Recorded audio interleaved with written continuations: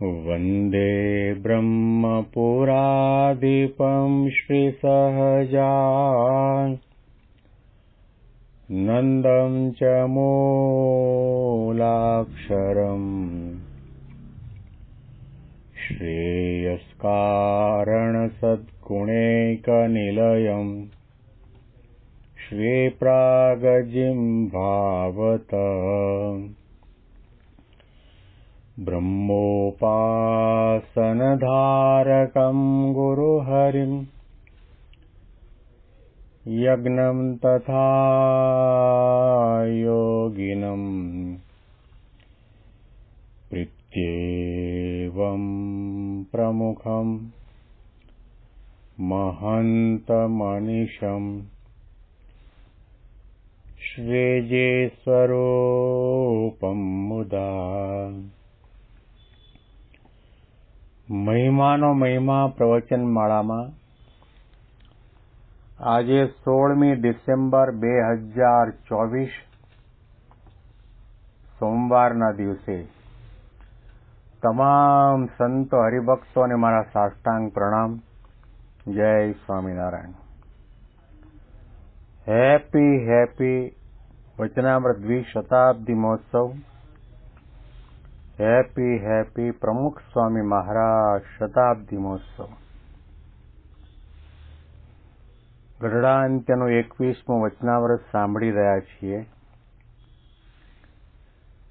જેમાં મહારાજ પોતાના ભક્તોને સંતોની સામે અને આપણને સૌને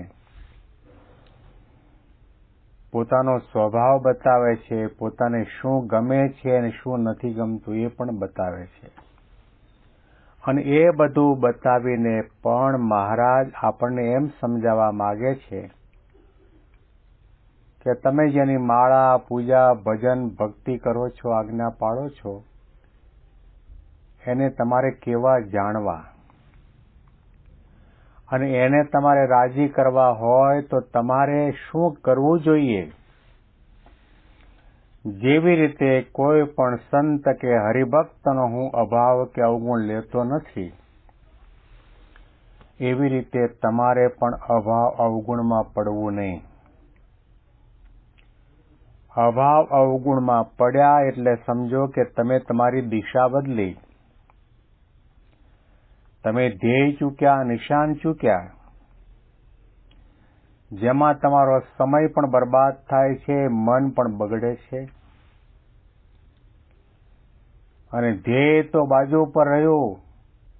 મહારાજે કહ્યું કે ભગવાનના ભક્તનો અવગુણ લેતો હોય તો અમને દીઠો ગમતો નથી અને એના હાથનું અન્ન જળ લેવું ગમતું નથી. બીજા શબ્દો મહારાજના યાદ કરીએ કે સત્સંગી કહેવાતો હોય તો પણ જો ભગવાનના ભક્તનો અવગુણ લેતો હોય તો એ અડધો વિમુખ છે.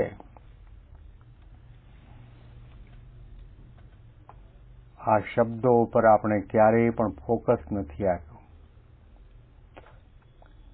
માળા કરીએ છીએ, પૂજા કરીએ છીએ, દાન ધર્માદો કરીએ છીએ,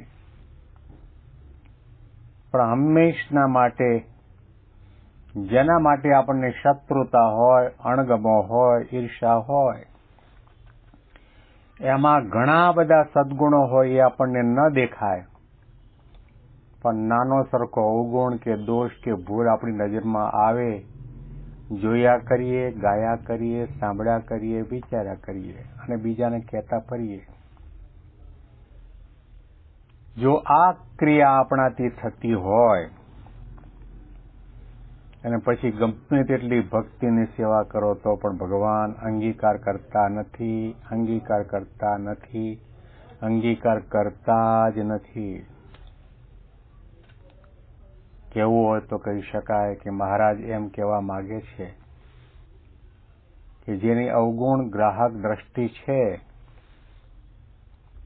એ ભલે સત્સંગમાં મોટેરો કહેવાતો હોય, સમાજમાં મોટેરો કહેવાતો હોય, રૂડો રૂપાળો હોય, સત્તાવાળો હોય, પૈસાવાળો હોય, પણ એ જોતાની સાથે અમારી આંખો ઢળી જાય છે. એને જોવાનું અમને મન નથી થતું. ભગવાનના વહાલા થવા માટે, ભગવાન સ્વામિનારાયણની માળાના મણકામાં આપણો નંબર લાગે એવી પાત્રતા કેળવવા માટે આ મુદ્દાને અવશ્યપણે ધ્યાનમાં રાખવાની જરૂર છે. ફરીથી આપણે મહારાજના શબ્દો વાંચીએ છીએ. અને ભગવાનના ભક્ત હોય તેને વાદ વિવાદ કરીને રાજી થવું નહીં, એ સાથે તો હારીને જ રાજી થવું.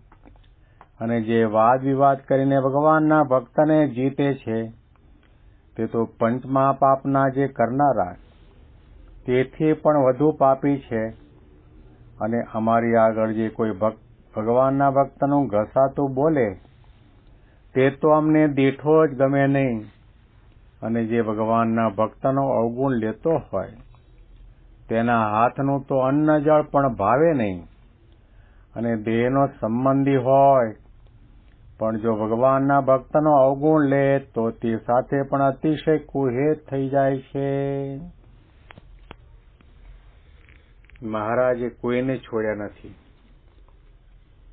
એ સંતો હોય, બ્રહ્મચારી હોય, પાર્ષદો હોય, અંગત સેવકો હોય, હરિભક્તો હોય, સાંખ્યોગી બાઈઓ હોય કે પછી પોતાના કુળમાં જન્મ લીધો હોય એવાના માટે પણ મહારાજે આ શબ્દો વાપર્યા છે કે દેહના સગા સંબંધી હોય તો પણ જો ભગવાનના ભક્તનું ઘસાતું બોલતો હોય, અવગુણ લેતો હોય તો એની સાથે અમને કુહેત થઈ જાય છે, એની સાથેનો સંબંધ અમારો તૂટી જાય છે. પણ જો ભગવાનના ભક્તનો અવગુણ લે અને દેહનો સંબંધી હોય પણ જો ભગવાનના ભક્તનો અવગુણ લે તો તે સાથે પણ અતિશય કુહેત થઈ જાય છે. શા માટે? જે આપણે તો આત્મા છીએ તે આપણે દેહ અને દેહના સંબંધી સાથે શા સારું હેત જોઈએ? આપણે તો સત્તારૂપ રહીને ભગવાન તથા ભગવાનના ભક્ત સંગાતે હેત કર્યું છે, પણ દેહ બુદ્ધિએ કરીને હેત કર્યું નથી. અને જે સત્તારૂપ રહી નહીં શકે તેને તો કામ, ક્રોધ, લોભ, મોહ, મદ, મત્સર આદિ જે શત્રુ તે પીડા વિના રહે જ નહીં. માટે જે આત્મસત્તારૂપ થઈને ભક્તિ નહીં કરતા હોય તેનું રૂપ તો આ સત્સંગમાં ઉગાડું થયા વિના રહે જ નહીં. હવે મહારાજ આપણને લાલ બત્તી પણ બતાવે છે અને સાથે સાથે પોતે આ લોકની અંદર સિદ્ધાંત લઈને પધાર્યા છે કે ભક્તિ કરવી તો બ્રહ્મરૂપ થઈને કરવી, 3 દેહ 3 અવસ્થા અને 3 ગુણોથી પર થઈને ભગવાનનું ભજન કરો, ભક્તિ કરો, સેવા કરો, સત્સંગ કરો, આજ્ઞા પાળો, યાત્રા કરો, બધું કરો. અત્યાર સુધી દેહ ભાવે કરતા આવ્યા છીએ, હવે આત્મરૂપે થઈને કરીને બ્રહ્મરૂપ ભાવે કરીને કરો.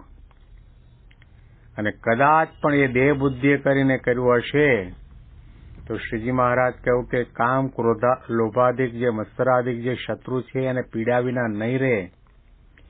અને આત્મારૂપ થઈને ભક્તિ નહીં કરતા હોય તેનું રૂપ તો આ સત્સંગમાં ઉઘાડું થયા વિના રહે જ નહીં. આજે નહીં તો કાલે દેહ ભાવે, દંભથી, કપટથી, દેખાડા સારા થવા માટે આ લોકની આશા અપેક્ષા આસક્તિ રાખીને કરતા હોય, એ પછી તપ કરતા હોય કે દાન કરતા હોય કે સેવા કરતા હોય કે ધર્માદો કરતા હોય કે પારાયણ પ્રવચન કરતા હોય કે કથા વાર્તા કરતા હોય કે કોઠારી ભંડારીપણું કરતા હોય, પણ દેહ ભાવે કરતા હશે તો એનું રૂપ સત્સંગમાં ઉઘાડું થયા વિના નહીં રહે. આજે નહીં તો કાલે સત્સંગ સમુદાયને ખબર પડ્યા વિના રહેશે જ નહીં. ભગવાન તો અંતર્યામી છે, બધું જાણે છે, પણ મહારાજે કહ્યું દેહાભિમાની છે, એના દોષો, એના અવગુણો, એની ભૂલો ઢંકાયા વિના રહેવાની નથી.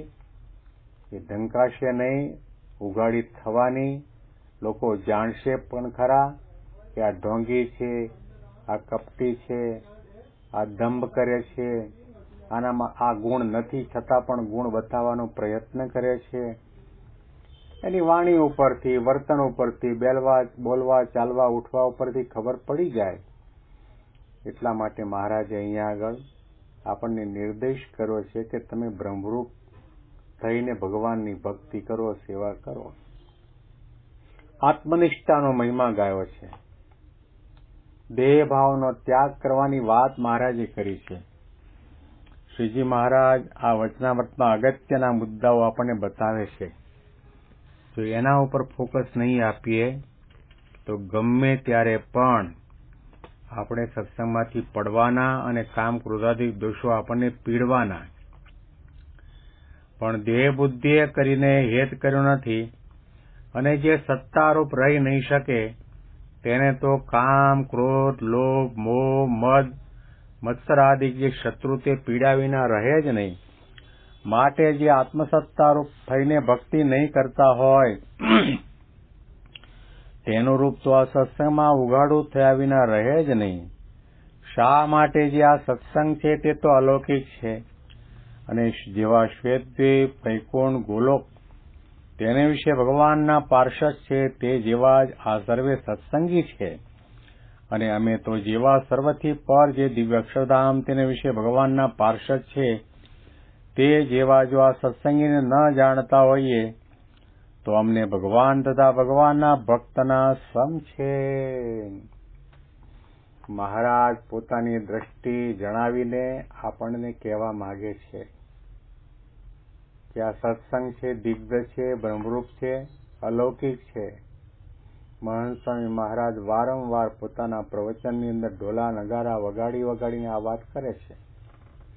પુરુષોત્તમ બોલ્યા પ્રીતિમાંથી પણ મહારાજના ઉચ્ચારેલા શબ્દો ટાંકીને વાત કરે છે કે અહીંયા અમારી સામે જે બેઠા છે બધા જ અક્ષરધામના મુક્ત છે. તમે માનો કે ન માનો. હવે શું મહારાજને ખબર નથી? આપણે કદાચ સત્સંગમાં 2 જણનું 5 જણનું નાની મોટી ભૂલ, સ્વભાવ, પ્રકૃતિ જાણતા હોઈએ, પણ સંત અને ભગવંત તો અનંત કોટી બ્રહ્માંડના, અનંત કોટી જીવાત્માના, અનંત કોટી જન્મના, અનંત કોટી કર્મને, પાપને, પુણ્યને, સેવાને, ભક્તિને, દંભને, કપટને, દોષોને, સ્વભાવને એક કાલા વચ્ચીને જાણવા હોવા છતાં પણ મહારાજ એટલા માટે કહે છે કે અક્ષરધામના મુક્ત સંબંધ કોનો થયો છે? ભગવાન પુરુષોત્તમ નારાયણ અને અક્ષર બ્રહ્મ એવા ગુણાતીત સંતોનો સંબંધ થયો છે. એટલા માટે દરેકને ભગવાનના ભક્તને અક્ષરધામના મુક્ત ન સમજતા હોઈએ તો મહારાજે કહ્યું કે અમને ભગવાન તથા ભગવાનના ભક્તના સમ છે. આવી સમ ખાઈને વાત મહારાજ એટલા માટે કરે છે કે તમારે પણ આ રસ્તા ઉપર ચાલવાનું છે, આ કદમ ઉપર પગ માંડવાનો છે. તમારે પણ બધાને દિવ્ય દેખવાના છે, નિર્દોષ દેખવાના છે. આના અનુસંધાનમાં વિશેષ વાતો આપણે આવતીકાલના પ્રવચનમાં સાંભળીશું. તમામ સંતો હરિભક્તોને મારા સાષ્ટાંગ પ્રણામ. જય સ્વામિનારાયણ.